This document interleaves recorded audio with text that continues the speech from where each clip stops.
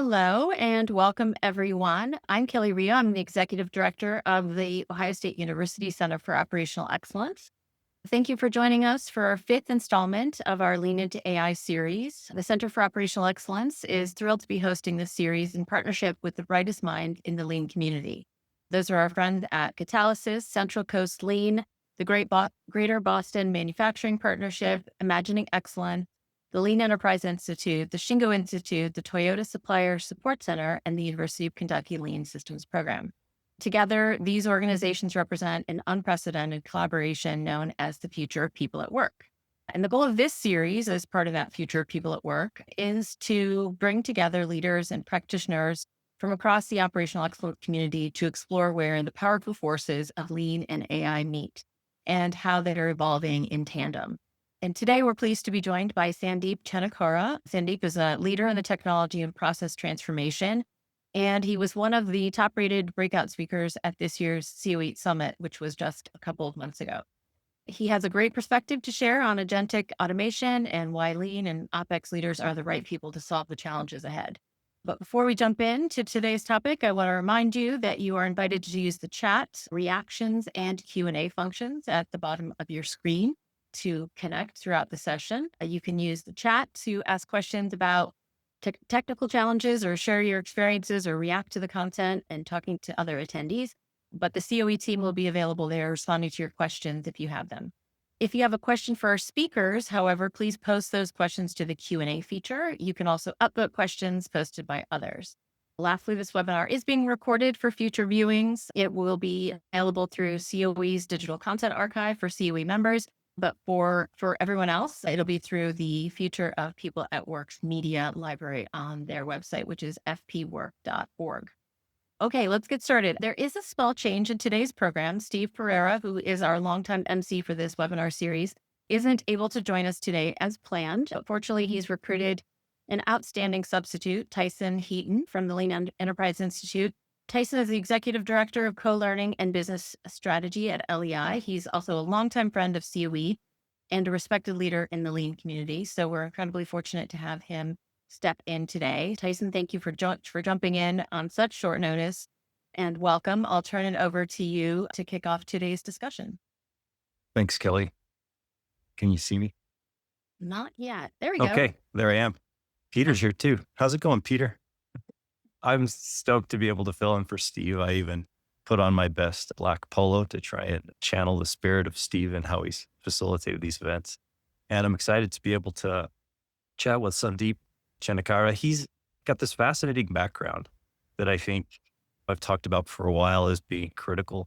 And he's worked with organizations that are further along in their lean journeys. I think Liberty Mutual and Discover Financial Services, they're both standout organizations. I think Liberty Mutual's chief people officer is on the Shingo board, and they've been engaged in a lean journey for some time. And he's worked through the ranks of everything from in the claims area to lean transformation, project management, doing enterprise work for well over a decade at organizations that have a lot of respect. So having an individual with the maturity to understand challenging organizations, challenging tasks, and then having drifted into RPA and automation, and now he's in the technology world, which I think is the right place for our lead folks to be these days, helping drive transformation for Hub, a private equity-backed group that purchases maybe 60 companies a year. And how do you integrate those? How do you support them? And what happens there? And I'm excited to hear what he's got to share with us today and have the questions coming, because he's going to be able to speak to the nitty gritty, the challenges, what's known and what's unknown, because he's in the middle of the work daily. So with that, Sandeep, welcome. Thank you. Thank you, Tyson. And thank you, Kelly. Glad to be here. Speaking with all of you, it's exciting. There's a lot of great organizations that Kelly spoke about and individuals with a great background. I think, Tyson, it's interesting. I think you mean to say that my background is so varied and unfocused. Maybe that's how I look at it.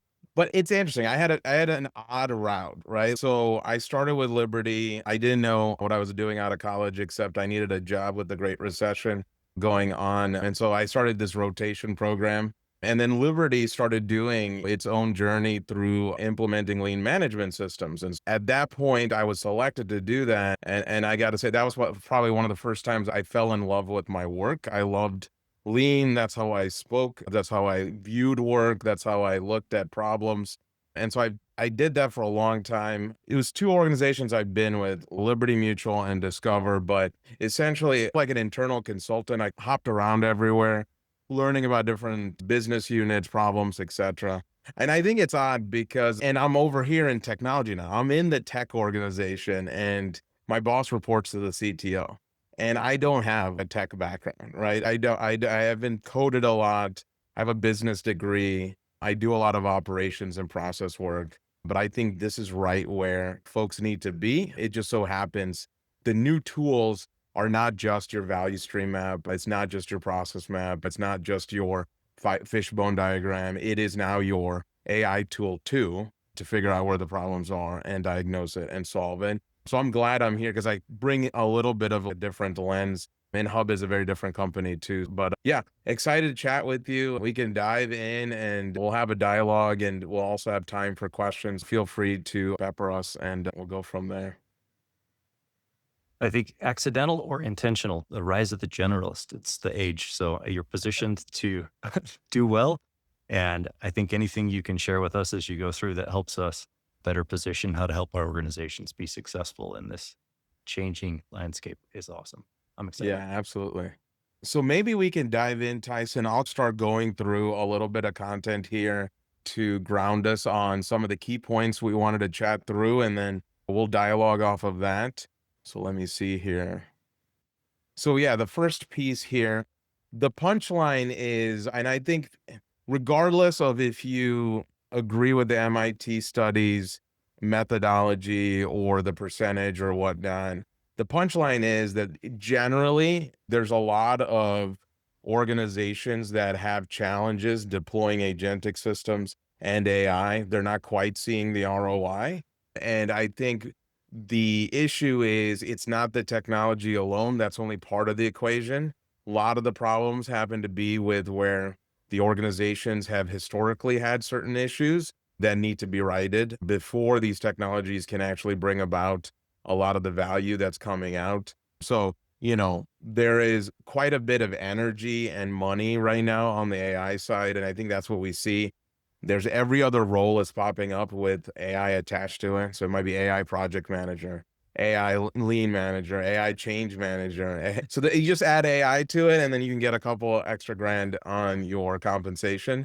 But that's where all of the energy is going because every CEO, every executive in their board meetings, all of the information and the advice is go do something here. It's going to be table stakes, right? And I think they're trying to figure out what to do. First, they're throwing some technology and money at it, like we've often seen happen, right? But there are some inherent issues in a lot of organizations, I think, that are challenged with that you see some of these failures pop up time and time again. Yeah. On the stat, 95%. One of the questions we ask in Lean is maybe not, is every Kaizen 100% integrated, but there's this learning cycle that's pitched in where, what did we learn from that? And is that leading to a better success rate? What's your Right. sense of, with these transformations or ones that you've led, what's the gap? And maybe you'll talk about this in the difference between learning from that failure or that pilot that fizzles out and making something meaningful to pass in the next challenger project. Yeah. It's interesting because I think we're talking about the different places I've been in my career. The one through line I've liked is driving change. And what I've seen in driving change is you have to have, I think, the patience to learn from whatever you've done. I don't know if today we have the patience or the time to learn. What I'm seeing is, yes, the organization is getting some learnings, but it may lose some of those learnings if you switch out your players in the game, right? And that's sometimes what the action is. Sometimes it's the platform, it's the vendor, sometimes it's the leader that's driving the project. So I think there are learnings, but I don't know if they're fully being captured. And sometimes there's another leader, another platform, another tool trying the same thing in a different way.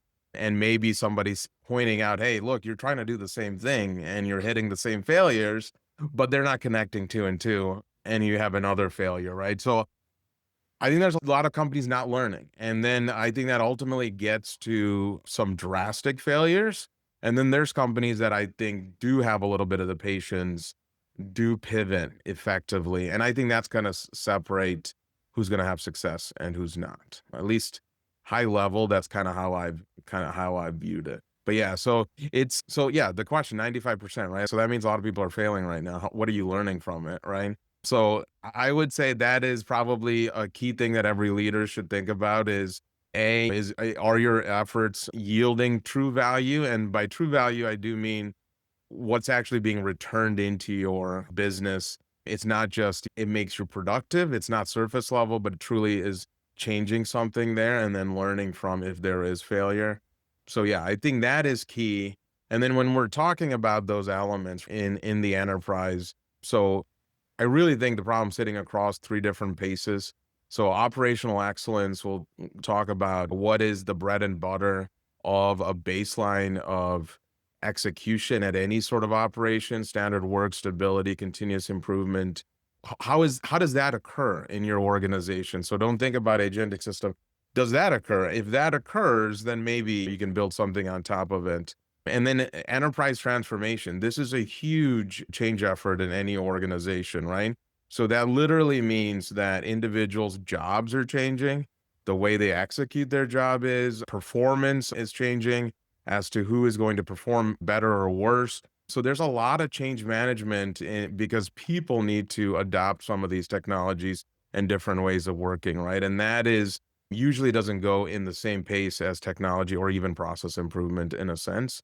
And then you have the design in itself. So as skill sets are changing, you might not have employee A working on role A and task A through C anymore. You might have employee A manage a digital workforce that's doing all of those other things. So how do you look at the collective intelligence of your organization? By collective, the artificial intelligence, the human intelligence, and the robotic intelligence, if you will, and is the right pieces in the right places for all of that to be maximized? Because sometimes you want human judgment in areas, and sometimes you rather a machine is better at doing some of these tasks. And are you picking the right things? So I think across the board, this is kind of how you have to look at an enterprise before you bolt on some very expensive technology on top of it to drive transformation. How do you balance the need for speed, particularly you're in the PE space now? And to what level do you do change to people versus bring them along and educate? And Yeah. what does that look like? So I think there is what's happening and then what we might want to do. A little bit of it is I think organizations are speaking their transformation into existence. So it might be like a signal, it might be a press release that you're saying, hey, we're investing in this. That's how it's starting. Then we have power users like we always did. So like we at Hub rolled out Claude as one of the first financial services company to do it, partnering with Anthropic in this past February. And there have been power users that are really taking it the extra length and really solving some big problems. And then there's people that don't quite know how to log into the system. And you have this huge gap, right? So I think you have to foster your power users, your early like innovators. So we had something that we called like the maker space. And so it was people that are wanting to innovate. How do you channel that? And so giving them guardrails, but also guidance and advice and tools on how to effectively do it. So you almost have a bed of hot experimentation and test and innovate kind of happening there. And then you can source bigger scaled solutions from there. So I think there are ways in which you can start, and then there are things that start moving quickly in the company, maybe not the whole company in itself. And that sort of like catches on. And I think at that point, there's some sort of a tipping point too. And it's interesting to see it in dollars and cents, like token usage. So there's interesting data behind it. And Mhm. so obviously we're managing token usage right now. And you'll see users stay between the less than $50 spend for a long time, $50 token usage, right? And then all of a sudden they'll start moving up to the 100. And then it's like a learning curve that goes like it goes 500 and it starts going higher. And then you had to control it Yeah. as an organization. But it is interesting to see what happens. Like once the gears click, it accelerates. And so we see that kind of expansion, and we've had to do a lot of adjustment on our like token usage based on that too. Fascinating. Are those, just quickly, are those like highly structured workshops that you're running with these users, or are they more like light Yes. touch hackathon type things? No, it's structured. It's business sponsored. And so the several business units, they fund essentially that space. So they create like their own sort of project tracking in that area, their own power users that they sponsor. So we're not like, we're picking the right people that are set up for it. They have the right communication channels back into their business. So there's the AI champions. So they're building tools to solve their problems, right? So we're talking about an insurance brokerage. And so you think about a lot of producers, the work they have to do is meet with clients. They got to analyze data. They have to do all sorts of marketing and things of that nature. All of that is very manual, and they're figuring out ways to cut all of that time and do it efficiently, effectively. Those users are then taking those tools and saying, hey, can we spread it in our region or in our on the East Coast or in our business line? And then it starts spreading that way too. Yeah. I'll just answer this quick question that came into the chat. We'll move to the next slide.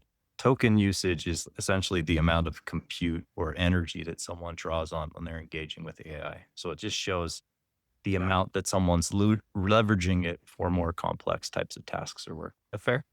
Yeah, and it can change a lot based on model. So I'll just give you an example because we use Claude. And if you use OpenAI's ChatGPT, everything is the same thing. You'll have a little spot in the chat where you're picking different types of models and different types of models based on when they've released. There's advanced models and less advanced models. And the token difference between that can be 100x. So if you go back to the earliest models, it'll do your basic stuff. And then your most advanced is your strategy and things of that nature. But if you are essentially taking a PDF and throwing it in there and saying, hey, analyze all of this, and it's basic stuff, but you're using the most latest model, you could be spending 100x as to what you should be spending. So there, we have a lot of guidance internally on what to use. And then we're trying to limit it too, because sometimes people are using very advanced tools for basic things. But yes, token usage based on the models, and you can toggle between what you need it for. Excellent. Yeah, and maybe we can continue to go here on some of the slides. So so I set the stage with the challenge in terms of being successful with driving AI transformation overall, as well as some of the key pieces. Now I'll start diving into the core of the webinar's topic, which is agentic, right? And agentic systems. The first problem that we had was how to define this, because a lot of folks in this space or people that are exploring this space, if you're talking to vendors, if you're looking at things online, everybody likes to throw this term out there. We have an agentic system, or we are deploying agents, AI agents, essentially, right? And so we found that, and Gardner talks about this, we found that there's quite a bit of what they call agent washing. So products rebranded as agentic or features with agentic systems. So we really wanted to define, okay, at Hub, what do we mean by agentic? Because that's the lens we're going to use when we talk to all these different people, right? So the way we decided is it is automation if code decide what happens next. It follows a path, a person refines it, reliable, blind to anything new. Agentic is the model decides what to do in what order and which tools to reach what outcome you want. So to put it in like how I understand it is, so when you are building a system, there can be code that says, hey, go talk to your AI platform and develop an insight and come back. That's code. The code is going and fetching something and coming back. Agentic is deciding even to use what tool and what process to reach an outcome, similar to a human, right? And so if the LLM itself or the core platform itself, the agent itself is making decisions and it's pursuing a goal, that's agentic. But if you're just coding in some AI pulls from a platform, that's automation. And those are very distinct, and it takes a lot of very distinct structures to do either. Automation, I would say, is a lot, it's not, none of it's easy. It's a lot easier to execute an enterprise scale than agentic. That's the tougher piece. Yeah. So then that was a beginning, right? So we're like, okay, let's define it so that when we talk to people, when we talk about what we want to do, we know what we mean when we say agentic automation or agentic systems. The next piece was we realized that it is not binary. It's not 0 or 1. There is a spectrum of agentic systems. So how do we start defining that? And this is based on some taxonomies that exist, but we wanted to see it in the overall spectrum of some of the existing automation platforms that are utilized, like robotic process automation, to the line that we're trying to target, right?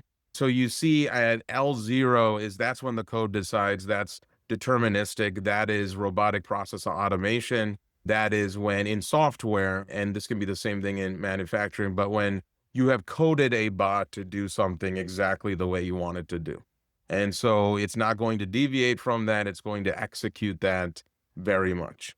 L1 is what we call assisted. So the software or the AI is not executing it. The human still decides, but it tells you what it's going to do before the human decides. This is a lot of the chat bot today, right? So you ask Claude or ChatGPT or something or Gemini, and you say, hey, let me do all of this, analyze this. It's not going to execute anything for you until you allow it to. And so this is the assist aspect to it. And then the agentic line, the bounded agent. So at this point, the model is deciding what to do. You're simply a check in the process, a human in the loop to make sure that it's not going off the rail. So this is probably the most basic agentic system, is that, and these agents are probably in different pieces of software. So if you use a lot of platforms now, Workday, ServiceNow, and these are all across enterprises. Jira is project tracking. They all have little agents that are attached to it. It's bounded in that platform, but then it might be deciding certain things and you're approving it or not. So that's the bounded agent. L3 is what we're targeting at Hub and trying to build. This is the reasoning agent. It not only decides what it's doing, but it acts, and it has like basically a sandbox it can play in. The next few levels, admittedly, it starts getting really hard to understand how this would work. But just think about it. We're going from a digital workforce of one agent or a bounded agent to many digital workforces, right? So you can have agents within IT, agents within HR, agents within purchasing, whatever business function, and then they start to having to coordinate something. So if you're onboarding somebody into your tech team, they have to work with HR and they have to work with somebody else, or you're trying to bring something else on, you're working with legal security. So those agents would be working back and forth based on their parameters, right? And as that expands, we get into the ecosystem. It's almost like one person described it as the hive mind. You start communicating back and forth with the digital workforce, and there's a lot of different negotiation and reconciliation between agents. To me, I have no way of conceiving that yet, but the spectrum is there. In insurance brokerage industry, we've benchmarked most of our competitors as landing in L0 or L1 probably. We have a few competitors that are making some big investments that are moving into that L2 space, but we have not seen anybody publicly provide any information that they're getting to that L3 level. And again, it's just based on what we can get publicly provided information. But so that what that kind of tells us is essentially for us that we have an ability to get in front of it, that people haven't quite figured it out. So we should try to drive towards it, and how we construct it to make sure that we actually reach this level, right? So that's what we've done to talk about these levels essentially. That's fascinating because if I watch YouTube or Instagram, I get the impression that everyone is rocketing to level 4 and level Yeah. 5 overnight. And the industries you're benchmarking with are highly digital workforces and people who work in the digital space. To hear that most are down at that L0 and L1, it gives us maybe some time. What would Yeah. you recommend to folks that maybe aren't as deep into AI, what should they be equipping themselves with now to be at least on top of the game? Because it just feels like for myself personally, I'm always behind and I Yeah. can't keep up and Yeah. trying to understand what's happening. I would say just like dive into the tech and use it for yourself. I would say that YouTube, TikTok, etc. Individuals might be getting to L4 like in their own little personal ecosystem. They have access to all the data. They don't have any security or compliance approvals that they have to go to. I think it's much harder for larger organizations and enterprises, but I think some people are setting up their own digital workforces and systems. So that's where I would start, right? And that's what I've seen. Even right now, we're building AI engineering teams and bringing on AI engineers. It's a lot of experimentation that those folks are doing on their own. So they're understanding the tech. There is a lot of open source technology out there and things that you can experiment with. And if you do that on your own, you have an idea of the tech pretty easily, or you can even ask the tech to explain it to you. And I think that's like the beautiful part about this is whenever I get stuck in Claude, I just ask Claude, why am I stuck? And then it helps me understand why. But then once you have that base understanding, then I think you can put it against the context of your organization, right? So if you build something with your personal email and maybe your calendar or something, just then think about it in an organizational context. What do you have to do? That means you have to connect organizational systems and databases and process workflows. Okay, so where's your stuff located now? Is it easy to connect to that stuff or is it super hard? Or then your workflows. You know your personal workflow really well. How well can you describe your organization's Mm, workflow? If you can't, then you have another big problem, right? And we'll get into that. I think to me, you start on your own or in your own space, and then you have an idea of what it takes to scale it a little bit. Yeah. fabulous. There were like 7 good one-liners in there, so thank you. Okay. Yeah. So yeah, so then we have the levels here, right? So we have an idea, okay, this is where we want to get to, this is where our competitors are. And then we start looking at usually when you want to do something, you're like, okay, what do I go buy? Which vendor do I work with?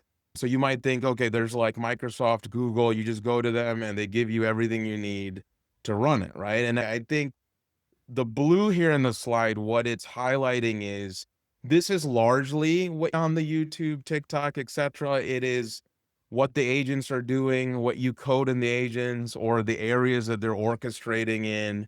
But for the enterprise, you need all of those other pieces on the stack. And this stack is dispersed throughout the enterprise. There's different subject matter experts in all of these areas.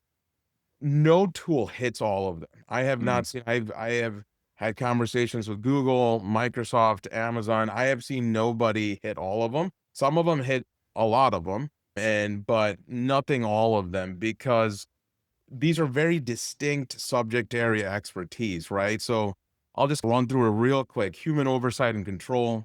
You have to have, so you talk about these agents that are running around executing things. You have to have some way, a kill switch to stop it and policies on how to do that. And that's like your governance and guardrails. I'll skip the blue because I think everybody has seen some brands out there already. And then you have identity access and security. So talk to your security people. Like, how are they going to write a policy for your agents?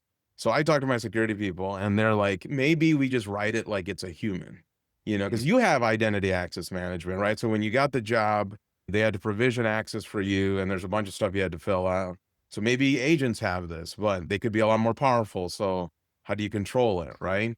And then you have agents that go out and do stuff. Tyson, if you did something, I probably can figure out a paper trail, like take mm. a look at your Outlook or your Teams. But if an agent does it on its own, do we have a paper trail like of what they did with different people? And then data is on all of this. So like in the insurance industry, we have a lot of legacy systems and it's very simple stuff like policies that are PDFs. Those are really hard to access, even if you have databases and data lakes. So how do you get the data into a spot that's easily retrievable and usable by your agents? If you can't do that, you can't run the agent systems. Now, humans can do that. Humans can go into a policy, look at something, and bring it out. But if you can't get your agent to access that easily, they won't be able to execute either, right? And then above all of this, you have to have some sort of observability where you're keeping track of the agents and evaluating and making sure they're not going off the rails. Yeah. So trying to find technology that does all of this. There is no one stop Hmm. shop for this, is what I've learned. I think Hub is on its journey, but eventually when we get there, we'll probably find somebody that fits most of our pieces, and then we'll have to puzzle piece some of the other pieces. But that's a huge question we have for vendors as to, if we go with you, what else do we need to actually execute this, right? So that's so once we figured out, okay, we got to get L3, this is what you need to get to L3. Yeah, and so that's a perspective on the stack that is needed for agentic automation. Yeah. It feels like lean transformation. Like, how do we get workers the access they have? How do we have observability with the non-don? How do we? Yeah, like even like lean management, right? A lot of people just see the tools. Mhm. And most operational and transformationalists will tell you the tools are just the most visible part of the system, right? There's the culture, the people, the process, all of those things have to be in line. And I think practitioners understand that because they've seen it fail over and over again. But it's the same thing with this technology, is the most visible parts are the most fanciest and, most like video ready, but the rest is the challenge and either drives to failure or not. So yeah, so we're in the middle of that space. And then I think your question led to this as to what can people do? Now, me telling you that data blocks AI is not a novel concept, because I think I've been to at least a half a dozen conferences and at least a half a dozen like presentations where they've said clean up your data. But the problem is it's not that easy to clean up my data. And so like that is a huge question. Do I take the next decade to clean up my data while everyone has just flown past me? And then the second piece is process and workflow stability. No one ever wants to invest in process, right? Like that's the last thing you want to invest in. You just want to automate without ever stabilizing the process or even defining it to begin with, right? And so, how do you invest that kind of money? Because most of the time, that is like tedious work.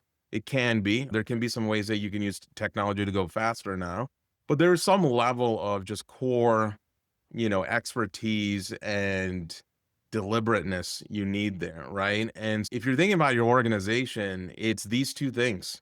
Like, how much access do you have to all of your data? Where is it? How is it located? And your process and workflow stability. How accessible is it? How much of your process is defined? I think you can do this right off the bat as you start talking to different technology vendors, essentially. Yeah. And to close on that, right?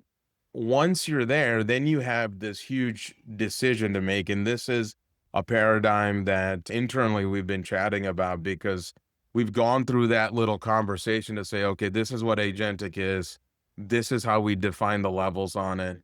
We need this whole stack. And then we have these two huge blockers. So the first question to us was, where do we go do it and prove out the model? Do we go to this business unit area or this business unit?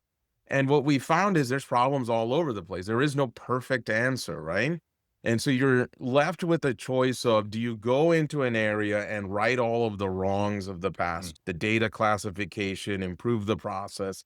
And after you did all of that, how much time has gone by and who else has covered you at that point in time, right? So the risk is, the way the slide puts it, you never leave the harbor. Sail to the island, forget it, leave it all behind and go somewhere else, start a new business structure, or just say Hub is a couple of digital products that are as much cleaner on data and process. It's much newer. It's only a couple of years old, really. So we just go there and build our agentic systems. But then there's a big question. How do you transform the rest of the organization after you've built it there? I don't know if there's a perfect answer. I think there's a balance. I think you have to do it in a couple of different spots. You have to figure out the model for your organization. So you might sail to a small island, maybe not like the biggest island. And then you have to go to maybe not the place with all of the wrongs to right, but maybe a half decent spot where you have to start and try and fix the legacy a little bit, right? And at that point, the model and the rest of the business can start converging into your enterprise solution. But like I said, we're early in the journey. We're like in the discussion. And so right now we're in the spot to really pick where to go and what to use. And we're hoping like within the next year, we'll have something we can scale enterprise wide, right? Yeah, that's where we're at right now. Very cool. I've seen this thing happening where our data is garbage. Can we just point AI at it and AI can clean up the garbage data? Or, Mm. yeah, we know our process is bad, but can we just install telemetry and have AI observe the process and tell us what Yeah. process to have? Yeah. And I know that the RPA era helped some things, but it also created this mess of now I can't tell. We just paved a bunch of cow paths with Yeah. over bad processes with RPA, and Mm. one legacy system updates and everything breaks. Like, what amount of that are you seeing between this sale to the island and right the wrongs is going to be cleanup for lean practitioners for 20 years? Yeah, that's the crazy. We're seeing a lot of that, right? And I can tell you that my automation efforts are taking far too long because the process is not optimized. And I might have the people to do the automation, but then all of a sudden, because I'm in tech, all of a sudden I lost all of the operations people that could have fixed your process. And so I'm here in the middle saying, hey, I need the tech people and the operations people. Can I have both, even though I'm in technology? I don't think our organization is designed to have those kind of groups together figuring these things out. And I think it's interesting. AI is good, but one of the things that, my boss he's been in AI for 30 plus years. And so before Gen AI and all of those kind of things. And there's even some conversation on some of these foundational models. The way they're able to train some of these is literally by humans classifying data. And so there's folks that are paid across the globe to go look at things and classify data for foundational models. So even the AI that is supposed to clean up your data, I would say is built by humans, in a sense, right? I don't think there is not an easy answer here whatsoever. I think you have to have some tough discussions, and you might, you know, like when you're sailing to the island, you're leaving some problems behind, right? So I think you have to do that, but I don't know if I had a really solid answer for that, I'd probably be way richer than I am right now. So yeah.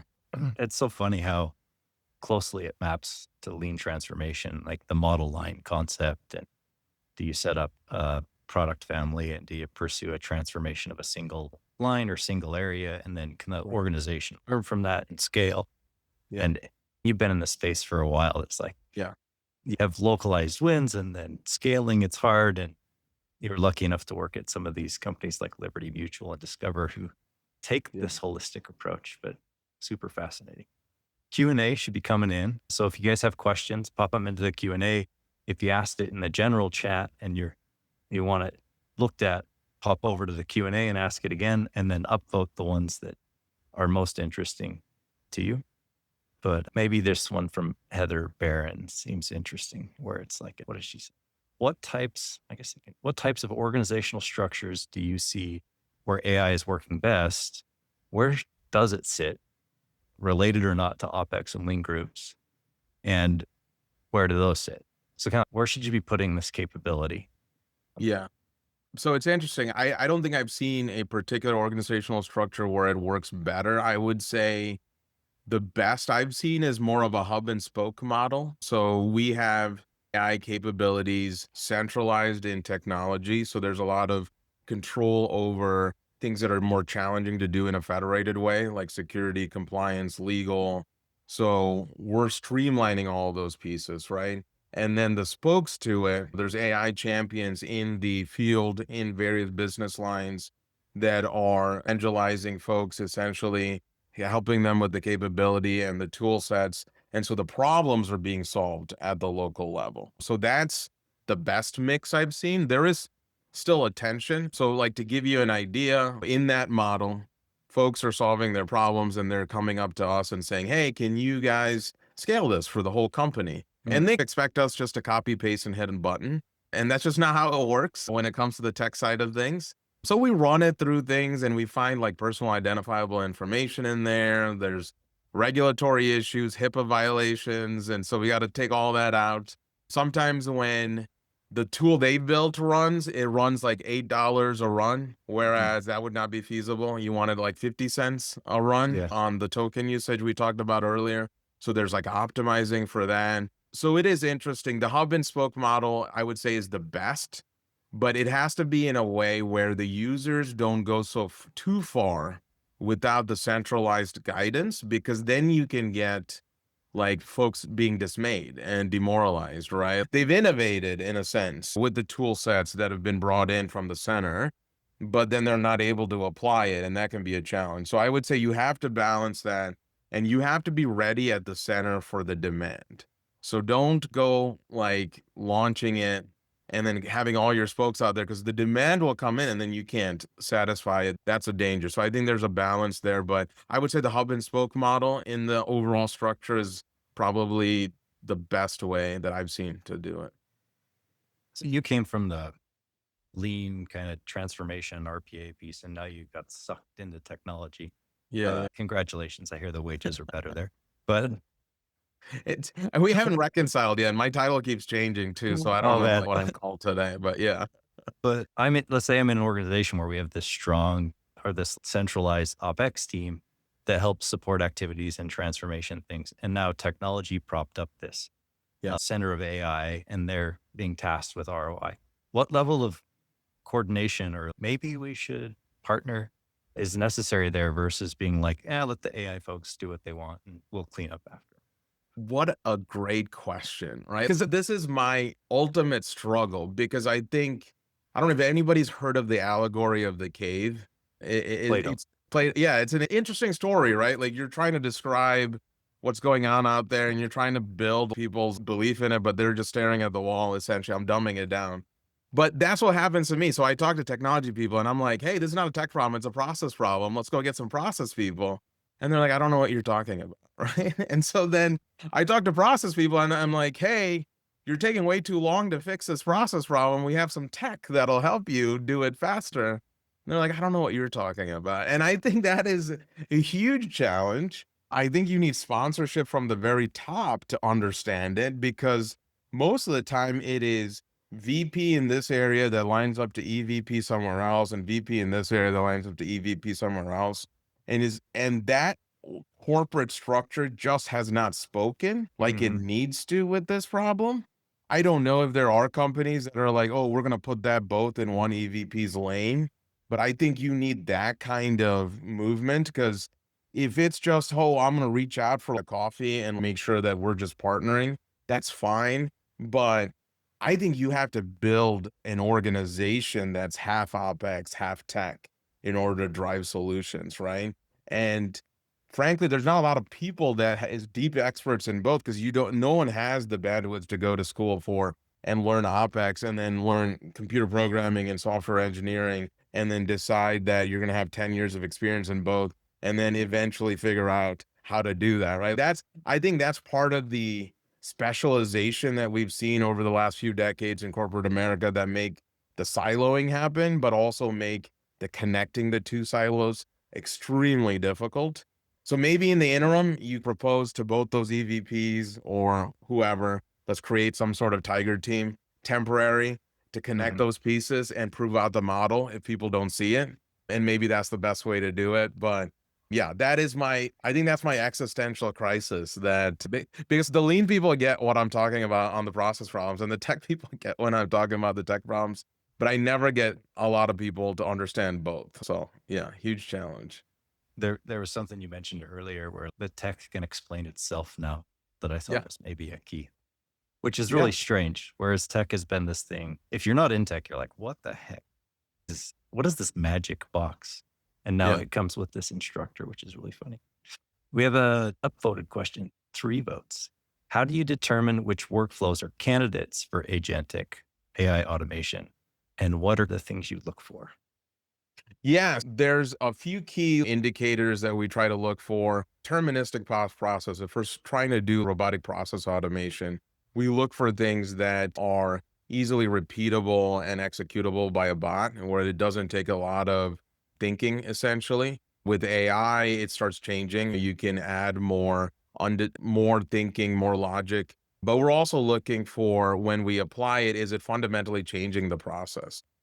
Are we making it more efficient? Are we eliminating the hours? Are we making it more scalable? Or are we just throwing technology at it, right? So I think you have to be careful, because you can automate or add AI to something, but it doesn't appreciably change the value of it. It just looks a little bit better in a different way. And that's, I think, really back down to basics. It's looking at process metrics and looking at what are the ones with a lot of human touch, a lot of manual intervention, a lot of defects and things of that nature. Those are ripe candidates to put into this process. And then when you design it, you want to design it with the collective intelligence approach, right? AI would have bots do this very deterministic stuff. I would have AI do all of the thinking as to part of this. And then I would put the humans on the judgment side of Mhm. things, right? And construct it like that. I think that is a way that we haven't designed process before. Designing process based on the various kinds of intelligence that we have available now. Pushing humans into the judgment side kind of implies that everyone's got to upskill their system engineering thinking and lean process thinking. It's like That's true. Yeah, I'd be a big proponent of that. Yeah. along that same vein, Carrie asks, what are kind of some easiest automation an operations group can maybe do on a smaller scale within their area? How what are your thoughts there? I would look at anything, any process that you have a high transaction number on. So when we look at stuff for RPA, we look at something we can automate within about 6 months of development max. And then where the ROI payback is at about 2 years or so, right? So we're not talking about something that is super long term, because after a few years, there might be different technology and systems that'll change the problem entirely. So I would look at where there's a high number of transactions that are Mm, predictable that you can automate in some sense. So some of the things to give you an idea on the insurance side that we've automated, for example, for insurance brokerages, they advocate for their clients to go file claims and things of that nature. And so they do this in a lot of different portals, a lot of different carriers. So we're centralizing that and the bot can do that, right? So the bot is really good at taking your information and going to whatever carrier portal, Liberty Mutual, State Farm, whatever, executing that and giving you the information. That's a transaction that happens a lot. So we can take that lift off of people. There's transactions like where we have to take out a bunch of documents out of and then benchmark it for sales. Now, the human judgment part of it is the sales aspect, reaching out to the client, etc. But taking the documents out, benchmarking and all of that, bots are really good at. There's a lot of transactions there, right? So I would look for areas where there's a high degree of transactions, repeatable items that doesn't take a lot of judgment, and then tackle a way to automate that. That's going to give you good ROI right off the bat. And that's probably where you'd want to start. yeah. Yeah. It's like if it runs more regularly, you can run more experiments on it too. Yes. Yeah. Whereas, can you fix this thing that happens once a quarter? Right. Yeah. And sometimes I think you get that because a lot of people who you make the suggestions comes from a lot of people's pain points, right? Mm. So the point of detection versus the point of occurrence, that differs, and the rate of this problem occurring. So we've gotten suggestions where somebody says, I spent half my quarter doing this and it's a painful process, but it's one person. And Mhm. so then it's like, okay, maybe not this transaction. It doesn't happen that way. And we look at something else. Yeah. Okay. Molly asks, how do you encourage AI adoption across the enterprise beyond just the tech folks? And we talked about this a little earlier, but it Yeah. wasn't clear if the power users that you're identifying are all tech and maybe what it looks like beyond tech folks.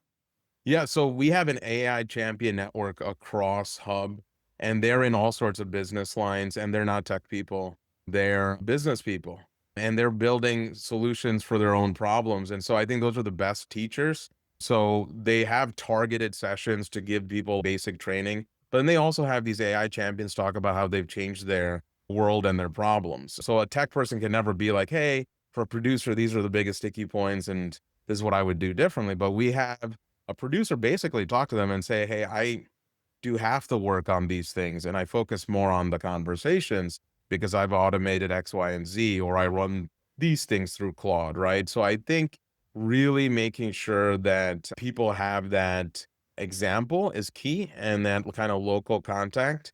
We've really driven adoption across the board. I think the hard hard part about this is AI actually has a very high adoption rate. Most companies see 80% adoption very quickly on chatbots, but then the problem is the impact, right? Do you use it as a fancy Google search? Or are you changing the way that you're working, right? You got to go from it like drafting up your emails and telling you're overbooked this Monday to actually reducing your core processes that you execute on a day in, day out basis. Now, that is a different level. And so I think you'll get adoption easy. Adopting to leverage and improve your work, that's a way different sort of game. And I think you have to do some deliberate focus and investment on that. Yeah. Thanks. This is an interesting question. It's a bit longer, but I think we have quite time for maybe one or two more questions. But Arun asks, if power users are using AI to develop and maintain business logic, how do we mitigate the risk of knowledge loss in the future? Well, if the AI tool is no longer available, but there's also it being buried in 3 layers of markdown files that now Yeah. are being leveraged by AI. How do you maintain that plasticity or improvability Yeah. as we're offloading things to AI? Yeah. We are doing it very carefully, right? So, one, we don't want to hit everybody with the stick and be like, hey, stop innovating, stop creating things because we don't have visibility and we can't scale that kind of thing. We want people to solve their problems, yes. But then we're also providing those avenues, like Makerspace is one avenue. We're creating an AI library. So it's a library of really good. We have a top prompt challenge. So prompts that can give you certain things. There's another aspect we call cookbook. So Claude has something called a project. And so you have to put different markdown artifacts in there and instructions, and then it'll spit out things. So we have a cookbook for common items like that. We have like portfolio tools that's being rolled out to people. So I think you have to be really careful as to not stop that, but at the same time, find avenues to take it in a less risky route that can be applicable. And I think at some points you do have to have really strong security. So by the way, I don't think a lot of people know this, but people should know it, but I don't think people think about it. But anything you type into your chatbot at work, security can see. They can see any of that. And so like when we run scans, we can see a lot of very interesting queries and searches and things of that nature. It's a decision sometimes not to have a policy to strike all of that out, and where there's true risk and what we need to police and what we don't need to police. So it's a balance. We're moving through it very carefully so we don't disrupt the disruption and the innovation. That we're pretty much up on time, but it sounds like based off that last answer, it's like it's not a one solution. It's multiple solutions that we got to put in place and pursue multiple threads Yeah. and measure as we go along. Great. Exactly. And I think lean practitioners more than anybody know the complexity of problems, right? This shouldn't be a binary solution whatsoever. But yeah, it was great to chat through this. Thank you guys so much for joining us. You guys packed in all kinds of content, great Q&A discussion. Really appreciate you both being here. And before we end the session, I wanted to bring a few items to your attention. First, you will get an email survey following the session. So we'd really appreciate if you took a few minutes to answer those 4 questions. It'll help us figure out what we want to do and shape the rest of this Lean into AI series. Second, we do plan to continue this series as additional case studies and research insights emerge. We're planning the next one now, and we'll let you know when that is in the coming months or so. And on behalf of the Future People at Work partner organizations, thank you so much for your time and engagement. Really appreciate everyone being here. And thanks again to Sandeep and Tyson. Have a great afternoon, everyone. Thank you. Thank you.